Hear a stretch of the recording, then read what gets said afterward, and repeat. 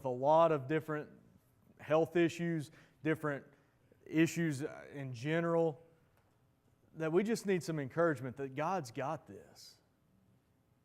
And over the next 8 weeks, we're going to be looking at the life of Joseph out of the book of Genesis. And the life of Joseph covers a large range of the last chapters of Genesis. It goes from around Genesis 37 through Genesis 50. So that's a lot of ground to cover over the next 8 weeks. But this series that we're going to look at is called God Will Make a Way. And today's message in particular is when life doesn't go as planned. Think about that. Does life ever go as planned? Not usually, is it?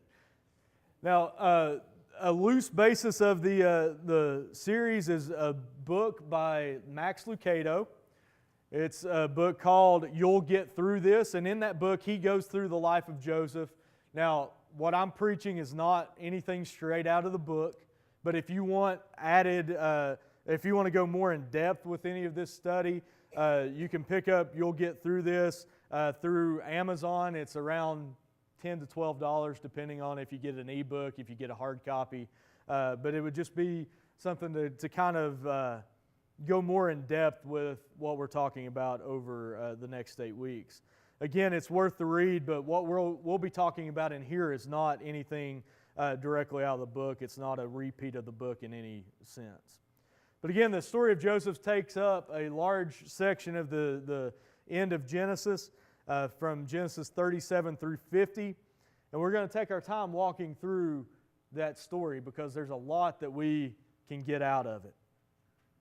Again, our first message is when life doesn't go as planned, and I know every one of us understands that life usually doesn't go the way we planned. As a preacher, as a minister, I've spent a lot of time with visiting people in hospitals and visiting people who are in crisis in one way or the other. And I've yet to come across anyone who said, yeah, I was planning on going to the hospital. I needed that break. I was planning on having to go. I needed some kind of vacation. That's not the way we want to do things, is it? On top of that, there are plenty of other aspects that don't go as planned. As a kid or a teenager, it could be not making the sports team that you wanted to, or getting picked on or made fun of at school. As adults, it could be not getting that promotion at work that you just knew was yours, or getting laid off from a job that you thought was secure. Or it could be a failed business venture, or it could be something coming up last minute and causing you to have to miss a much-needed vacation. Then there's divorce. No one goes into a marriage thinking that it's going to fail. Or at least I don't know of anyone who's ever gone into a marriage thinking that. Everyone plans on that happily ever after, don't they? But statistics show us that in America, up to 50% of marriages end in divorce. Now, I don't want to get caught up in those statistics, but there is some new data that's coming out over the last few years that suggests that marriages between true church-going couples, committed Christians, are not ending in that 50%, which is great news for us. It's a lot less than that. But it still happens. So again, it's no surprise to any of us when life doesn't go as planned. It may catch us off guard, but if we really think about it, life doesn't go the way we always think it should. In fact, I've heard it said before that every family tends to go through some kind of crisis, get this, every 6 months. So wouldn't it be nice to know beyond a shadow of a doubt that when something bad happens in your life, that God can bring something good out of the situation? That He will find a way to get you through it? Romans 8:28, and I'm going to ask you guys right now to memorize this verse because we're going to be looking at it almost every week for the next 8 weeks. This is the basis for our series. It says, "And we know that in all things God works for the good of those who love Him, who have been called according to His purpose." I'm sure you've heard me mention that verse before because it's one that I talk about all the time. we'll be revisiting that verse just about every week. So again, go ahead and get it memorized if you can. But let's jump into our text for today. It's coming from Genesis 37. To begin with, we're going to be looking at verses 2 through 11. And this is the start of the life of Joseph, or the start of the story of Joseph, anyway. It says, "This is the account of Jacob's family line.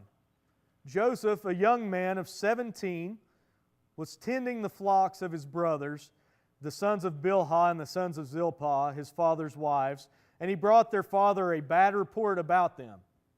Joseph doesn't start off very good to begin with. He's a tattletale, isn't he? Now Israel loved Joseph more than any of his other sons because he had been born to him in his old age, and he made an ornate robe for him. When his brothers saw that their father loved him more than any of them, they hated him and could not speak a kind word to him. Joseph had a dream, and when he told it to his brothers, they hated him all the more. He said to them, "Listen to this dream I had. We were binding sheaves of grain out in the field when suddenly my sheaf rose and stood upright, while your sheaves gathered around mine and bowed down to it." His brothers said to him, "Do you intend to reign over us? Will you actually rule us?" And they hated him all the more because of his dream and what he had said. So it says 3 times in those first few verses that his brothers hated him, and hated him all the more, and hated him even more than that. Then he had another dream, and he told it to his brothers. "Listen," he said, "I had another dream, and this time the sun and moon and 11 stars were bowing down to me." When he told his father as well as his brothers, his father rebuked him and said, "What is this dream you had? Will your mother and I and your brothers actually come and bow down to the ground before you?" And his brothers were jealous of him, but his father kept the matter in mind. Joseph's not off to a really good start in his life, is he? His brothers hate him. He's good with his father. I mean, he's getting special treatment from his father. It's my guess that many of us wouldn't have liked Joseph, would we? If we were one of his brothers, we probably wouldn't have liked him very much either. At least at this point in his life as a teenager. In fact, he comes off almost as a spoiled little brat. But to be fair, it's not all his fault. Again, it's important to take a step back here and look at Joseph's family life. Joseph was Jacob's son. Jacob was not the best father in the world. In fact, Jacob does something that no parent should really ever do. He plays favorites, and Joseph is his favorite. On top of all of that, his favorite's not even the oldest, which is typically what would happen in that time frame. His oldest was Judah, but his favorite, Joseph, and it doesn't take long to understand why if you look at the family history, though. Jacob's Esau's brother. He flees after taking Esau's blessing from him. He ends up working for Laban. Laban has 2 daughters, Leah and Rachel. Jacob fell in love with Rachel and asked Laban for her hand in marriage. Laban agreed, saying that if Jacob would work for him for 7 years, he could have Rachel as his wife. But the morning after the wedding, when Jacob woke up, he realized that he had been given Leah instead of Rachel as his wife. And when he confronted Laban, Laban said that he couldn't have his younger daughter married before his older, but that Jacob could marry Rachel as well if he would work for another 7 years. And that means that Jacob worked a total of 14 years to marry Rachel. He also married her sister. My guess is that probably is never going to work out good, is it? After they were married as well, it turned out that Rachel, the one that he really loved, was barren and unable to give him children. And later in the story, she finally becomes pregnant and is able to produce 2 sons, Joseph and Benjamin. After this, Rachel dies, so these 2 boys become precious to Jacob, even more precious than they were to begin with. Joseph gets things that his other brothers don't. Jacob gives Joseph what we call a coat of many colors. Other translations, like the translation in the NIV that I read out of this morning, calls it an ornate robe. In all honesty, what that probably meant is while it may have had multiple colors, the ornate part of it is probably that it was a coat with sleeves. Because in this climate, their coats were more like just a parka, or not a parka, but a vest type deal, no sleeves, and they would double as a blanket at night. The sleeves were basically a waste of material and an extravagant garment because they didn't need sleeves during the daytime. So Joseph doesn't have to work in the fields like his brothers. And when he is sent to the fields, he's basically there as a spy for their father. To make it all worse, to make everything worse, Joseph's own dreams made him feel superior to his brothers. And he has the nerve to tell his brothers that what his dreams were. And again, the first dream that his brothers were to bow to him. And that's not all that far off than how Jacob was already treating him, was it? In fact, Jacob had Joseph elevated above his brothers anyway. But the dream that kind of made everything come to a head, so to speak, was the sun and the moon bowed to him as well. When his father heard that dream, it was basically saying that Jacob and his wife would bow to Joseph. That never happened in that culture. I want to make sure that I point out that throughout our text, his brothers couldn't speak a kind word to him. It even says that they hated him all the more. This was a dysfunctional family, if I've ever seen one, wasn't it? And that's a major point that I want to make. Think about what this family was. This is as close to a royal family that we could ever see in the history of Israel. From this family is born the 12 tribes of Israel. From this family comes all the judges and later the kings of Israel. And ultimately, the King of Kings, Jesus, comes from this family's lineage. And they were dysfunctional. And I don't know about you, but that gives me hope for my family. If God can bring that line out of this dysfunctional of a family, that gives me hope, right? But we're still not done with the dysfunction. The brothers hated Joseph. Just a few verses later, they have the opportunity to do something about it. They see him coming off in the distance. He's miles and miles away from the protection of their father. So in Genesis 37:17 through 20, 17b through 20, it says, "So Joseph went after his brothers and found them near Dothan. But they saw him in the distance, and before he reached them, they plotted to kill him. 'Here comes that dreamer,' they said to each other. 'Come now, let's kill him and throw him into one of these cisterns and say that a ferocious animal devoured him. Then we'll see what comes of his dreams.'" But at least one of his brothers had a little bit more integrity than that. Reuben steps in, keeps him from murdering him. But what happens next is almost just as bad. Genesis 37:23 through 28 this time. "So then Joseph came to his brothers. They stripped him of his robe, the ornate robe he was wearing.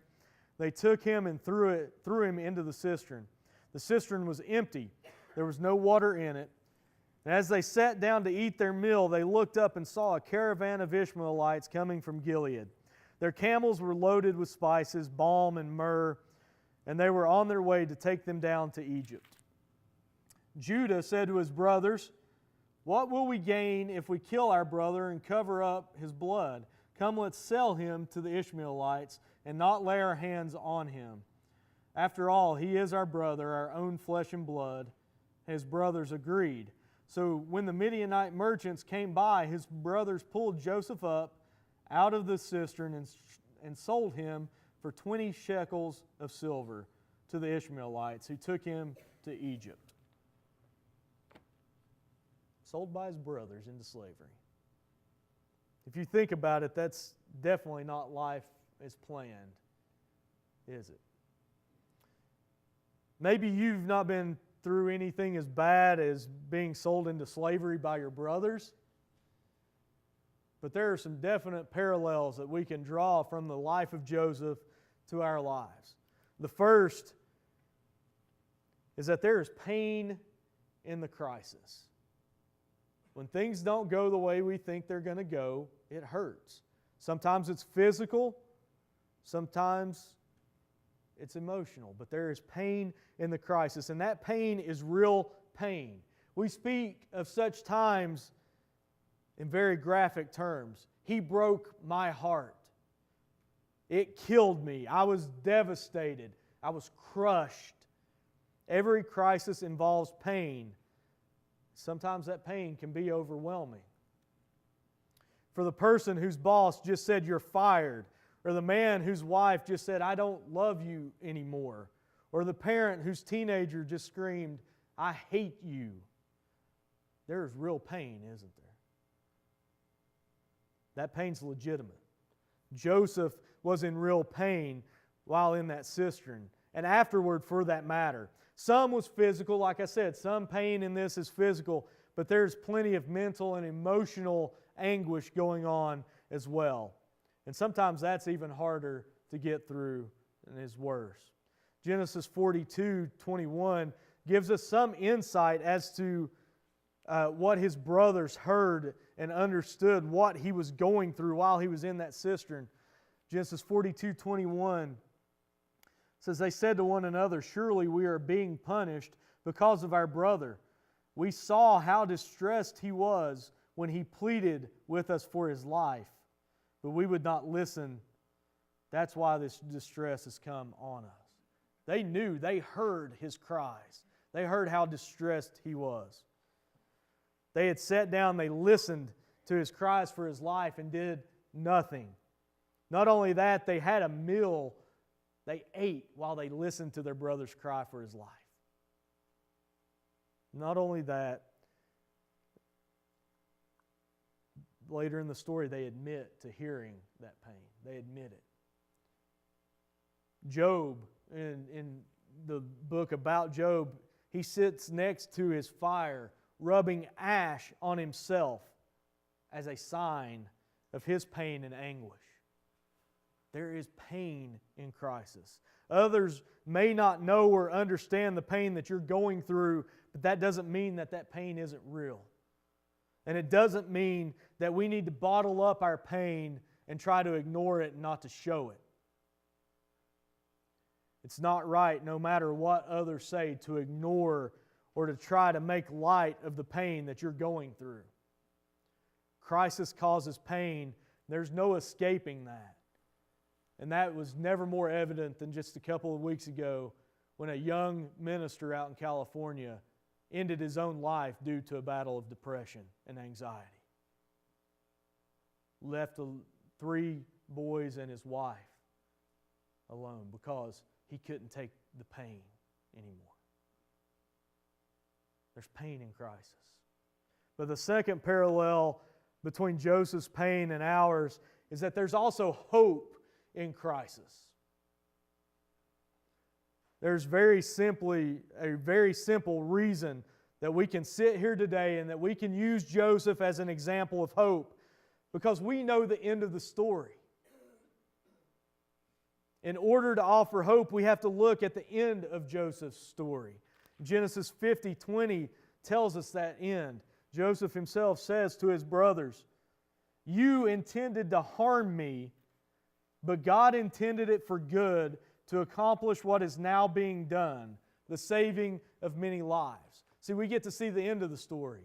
Joseph had to live through all of that before he realized what was going on. He realizes at the end that God had used all of his crisis to accomplish good for the world. We don't always see the rainbow at the end of the storm, though, do we? While we are still in the midst of that storm. So how do we know there's hope in our crisis? That's where Romans 8:28 comes back into play this morning. And again, it states, "And we know that in all things God works for the good of those who love Him, who have been called according to His purpose." God gives us this promise. And that gives us hope, even in the middle of crisis. We may not understand the good that comes out of something. We may not see the good sometimes that comes out of something. But this passage in Romans gives us a promise that something good is going to come out of every situation, any trials, any crisis that we may go through. Therefore, there is hope in our crisis. The third parallel that we see between Joseph and our crisis or our life is that there is also gain in our crisis. If we can just hold on, there is something to gain. Now, I want to make it clear up front that that does not always mean that there's financial gain to come. That's not what we're talking about. That may be the case. You may gain financially, but most of the time it's not. It means that going through crisis, our lives are shaped. We're taught through crisis. We learn through crisis. We're ultimately taught reliance on God through crisis. James, in his New Testament letter, he has a lot of good things to say, especially on this topic. But in James 1, verses 2 through 4, he tells us this. He says, "Consider it pure joy, my brothers and sisters, whenever you face trials of many kinds, because you know that the testing of your faith produces perseverance. Let perseverance finish its work, so that you may mature, or so you may be mature and complete, not lacking anything." Consider it joy when you face trials. That goes kind of opposite of what we normally think, doesn't it? But those trials give us, teach us, we learn, we grow through those. They shape us into who we become. It allows us to grow deeper in our faith. This isn't what we tend to think when we're going through a crisis, though. Human nature seems to take control. We don't realize that there's gain to be had, but there is. Hebrews 12:11 reminds us,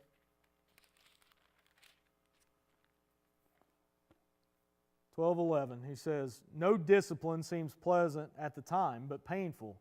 Later on, however, it produces a harvest of righteousness and peace for those who have been trained by it." Now, that's not to say that all crisis that we go through is a form of discipline, although some of it may be. But they do produce things, good things in our lives. So here's the fact of the matter, is that we're going to face at least one crisis in our life. Like I said earlier, most families face a crisis every 6 months. But we're going to face at least one in our lives. I have no doubt about that.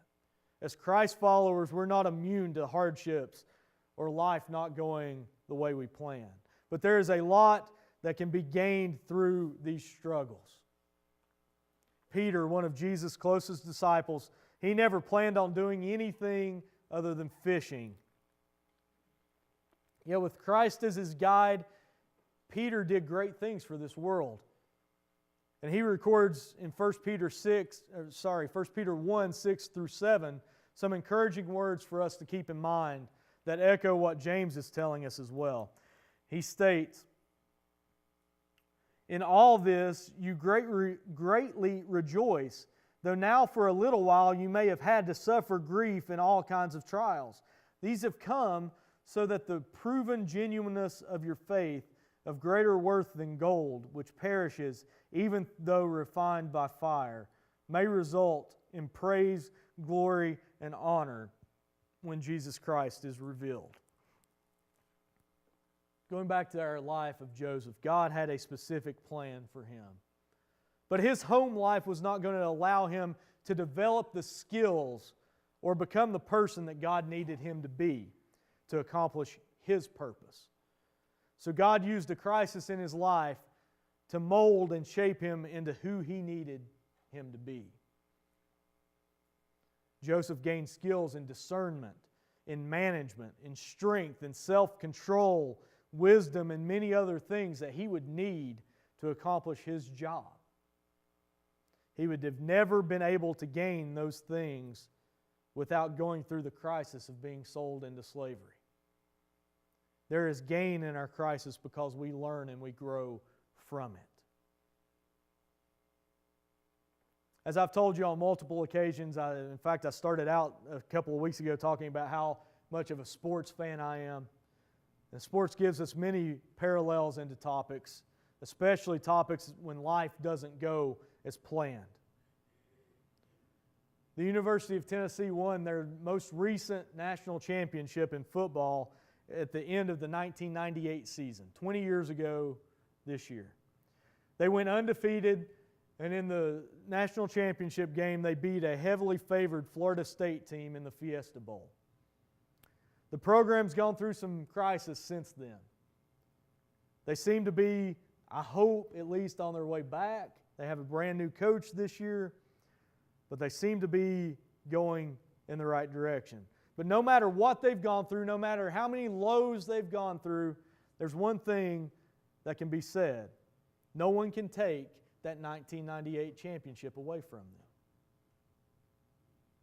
They will always be recorded as the 1998 national champions. There's something that no one can take away from us as a Christ follower, no matter what happens in our life. We're a child of the one true King. We belong to God. No one can take that away from us, no matter what crisis or trial we may go through. And that should be a very comforting thought. You're loved by God, no matter how crushed you may be right now. Matthew West has a song. Instead of playing it, I just put the chorus up. It says, "Hello, my name is child of the one true King. I've been saved, I've been changed, and I've been set free. Amazing Grace is the song I sing. Hello, my name is a child of the one true King." And if you've accepted Jesus, nobody can take that away from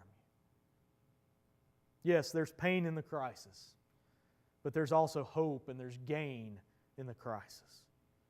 Max Lucado, in the book, You'll Get Through This, he put it this way. He says, "You'll get through this. It won't be painless. It won't be quick. But God will use this mess for good. In the meantime, don't be foolish or naive, but don't despair either. With God's help, you'll get through this." Now, I wanted to personalize that just a little bit today. There's a lot of people, like I said to begin with, in this congregation that are going through crisis. And I don't have a plan of who I'm going to say. I'm just, as I look out, Becky, you'll get through this. Wilma, you'll get through this. Fred, you'll get through this. It may not be the way we think it will, but God's got this, and something good will come out of your crisis. He sees the big picture, we don't. But you'll get through this. If you've never accepted Jesus, that may be something you want to look into today, because through Him is how we get through the crisis in our lives. If you've never accepted Him, now would be a great time to do so. If you have, but you need prayer or you need any decision that you need to make this morning, now's the time as we stand and sing number 563, "Open My Eyes That I May See," and we'll be singing all verses.